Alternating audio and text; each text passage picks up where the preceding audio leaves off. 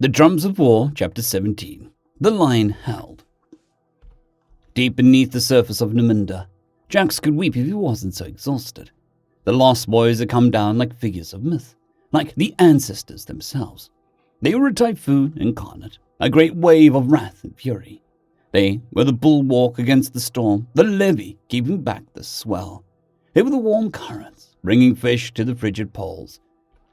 Jax watched the corpsman work on his improvised civilian shelter, and wished that he had tears of gratitude to shed to match the tightness of his chest and throat. Ray wept enough for them both. She clung to him as they watched the corpsman tend to the sick and the wounded with fully stocked medkits, and the most highly skilled battlefield medical training in known space. Even Ray had very little to offer in the way of advice, despite her experience, and Jax suspected that it was much the same way at all the other pockets of resistance the Lost Boys were relieving. Jax was surprised that 2 days of waiting in the shelter could have been so exhausting. He had to project an air of confidence, not a hard thing to do with the Lost Boys watching his back, and reassure civilians' concerns with gentle words, a much more difficult task. He still didn't know why the refugees looked to him for gentle words. He was terrible with the task, in his estimation. Though, if he was honest with himself, and that was unlikely, he would come to realize that the relief of having the Lost Boys dropping down to pull his entire planet out of the riptide had let the accumulated stress, worry, and fatigue crash down on him like a wave.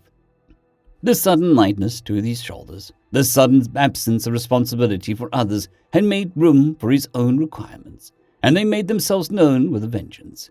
So he sat there and watched the corpsman work and wished that he could muster the tears of gratitude the situation deserved. "Beautiful, aren't they?" Ray asked. "Yeah. I always prayed to the ancestors that I'd never see them in action. Before, I would have asked why." Curious, Jax prodded. "Not now, no. These are the folk who don't care if they live or die, so long as they stop one more innocent from dying. Just one. And it's worth all of the pain and suffering they go through. Just one. And it's worth dying. It's beautiful and frightening." "Just one," Jax said slowly. "Did we stop just one, do you think?" "Yes," she answered immediately. "You didn't even think about it?" "I've been thinking about it since the ships came down. I've been thinking about it since I followed you underground, since I followed you back up." "Was it worth it, following me?" "Yes. It still is, Jax. Without you, I would have just panicked on the first day and gotten myself caught or killed. Kai would have found what happened to his family and joined them. May would have killed the Redskins until they killed her, and Ash would have died to despair. Then there's the refugees and the rescues." "If you say so." Ray dried her tears and pulled away from Jax so that she could look at him with a face of seriously. "I do say so. You did your duty, Jax Stormborn. You did the ancestors proud." It turned out that Jax could find some tears to shed after all. When Jax had found his calm once more, a corporal approached him. He knew better than to snap off a salute, so he simply got to his feet and extended a hand in greeting. After the Terran fashion, "I haven't had the opportunity to thank you yet." "Don't worry, I've heard it from the civvies. Your ASDSS really pulled our nets out of the whirlpool, Corporal. I don't know whether we'd have gotten the pups out without him." "Ah, that's what you meant. Some of the civvies say that your RNI attached. It counts, I know. Anti-piracy action 6 years ago in the V cluster. That was rough from all accounts. Glad there was one of you here to keep the civvies from doing civvy shit. They're good people, Corporal." "Aye, that they are. They just don't know how to fight." "No, they don't know that. I didn't catch your name, by the way." "Oh, sorry. PFC Jax Stormborn. The Stormborn is new. Cultural practice? It's an honorific. Stormborns are supposedly brave and, well, I'm not allowed to drop it. I'm Corporal Linus George. Good to meet you, Jax." Jax began hyperventilating, much to the distress of Ray, who asked, "What's the matter?" Corporal Linus George answered, "It's the name. My granddad was famous." "Your granddad? You're the one who took Hill 16P and held it for a week alone."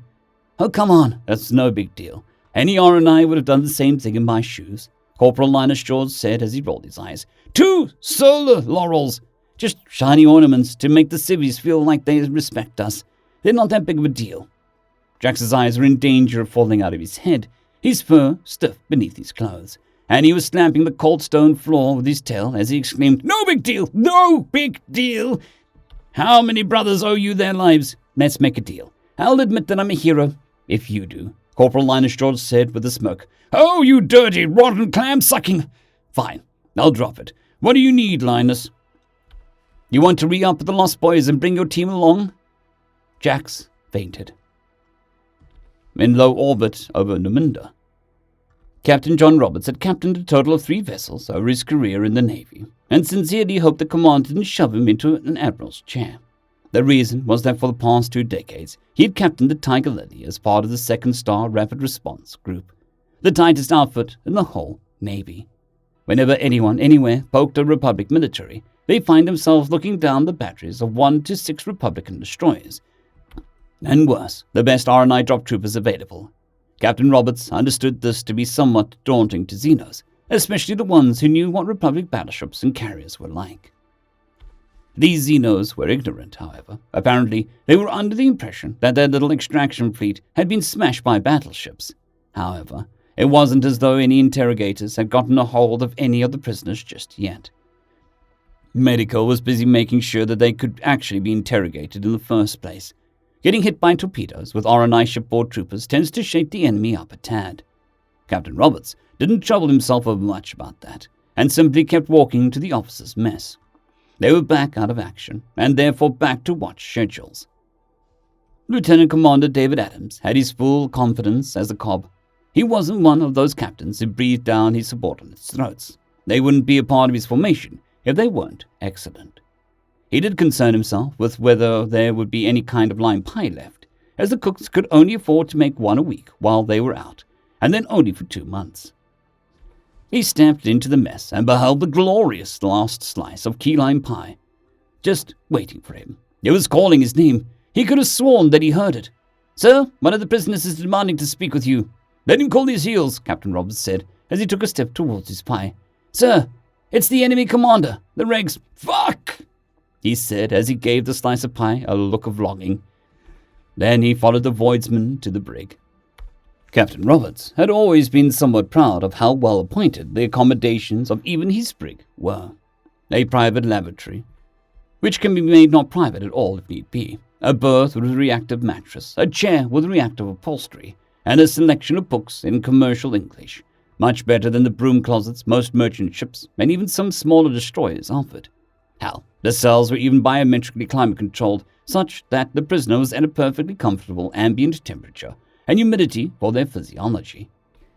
He was there for a shock when the disheveled fop within stated, with an aid of Captain Roberts' implant, "These accommodations are inadequate." The cell follows the Republican prisoner treatment and accommodations regulations to the letter, the captain said as he made to turn on his heel in hopes that slice of pie was still waiting for him. Don't you know who I am? The prisoner spat. Why don't you tell me who you think you are? I'm Acolyte Lord Nerex Quinn, commander of the glorious 3rd Extraction Fleet. Lord of what, precisely?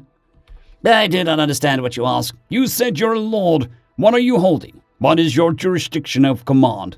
Over the fleets assigned to me by Priest Lord Tyglak Pelixalar, which I sunk. This is so.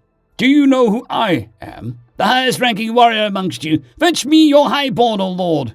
I am sovereign over this vessel. My word is law within these bulkheads. Understand? Acolyte Lord Nerex Quinn stood mute. Let me tell you who you are. You are my prisoner. You are a defeated officer in my custody, and I am obliged by the rules of war to hear your concerns in regards to your men and make reasonable adjustments to that cell for your health. However, there is sufficient cause for me to convene a captain's mast here, and now to try for the crimes of slavery and attempted planetary extermination. You would surely be convicted and sentenced to live out your days in pitch black, beyond the hope of rescue or even death until your body naturally gives out. Have I made your position clear? Captain Roberts was surprised to see that the Uxok could go pale with fear, as Acolyte Lord Nerex Quinn answered, It is clear now. Now, I want to talk about what happened to the people who went missing on Numunda. How many were carried off? I do not know the precise number. Maybe 10,000 adults, and they're young. Captain Roberts let hatred show in his face, and in his voice he demanded, Where are they? Captain Roberts was pleased to see what fear looks like on an Uxok face. End of chapter. I'd greatly like to thank our Tier 5 channel members, Casper Arnholtz, John Creighton, Manatharia, 050, Dragzoon WRE, and Elijah Silvercross. Thank you very much.